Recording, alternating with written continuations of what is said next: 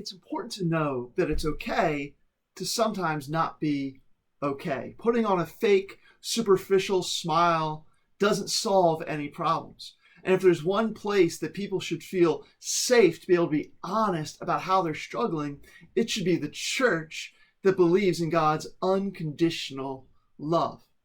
But while it's okay to not be okay, it's also okay to be okay. I think in our overly psychologized culture, sometimes we can always looking for a problem that might actually not be there. We can feel like we must have something wrong with us. We must have this thing, like if we're just saying everything's happy and everything's good, like somehow we're not being real. But that's not true either. Romans chapter 12, verse 15 tells us to rejoice with those who rejoice and to weep with those who weep. And so we should be experiencing both things in our lives and other people's lives. We should be able to weep with those who weep. Like it's not always okay. Life is hard and sometimes it requires weeping. But life's also joyful. And so there's also a place for rejoicing. And if we're only ever weeping or only ever rejoicing, we're probably not living a very balanced life. God intends for us to experience both.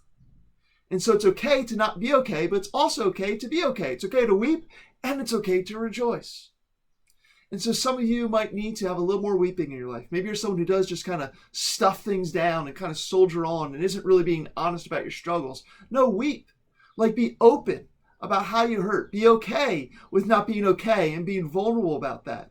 But then others of you, maybe you need to hear that, you know what, it's okay to be okay. Like you don't have to look for some kind of underlying trauma or always be dealing with some big issue. Like it's okay to just be enjoying life in the moment.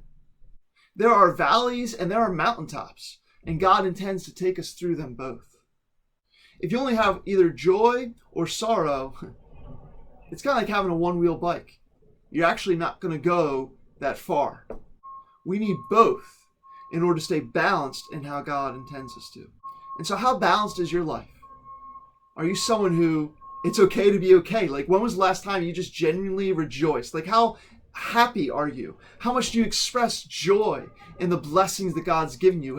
What are the good things that you do see happening in your life?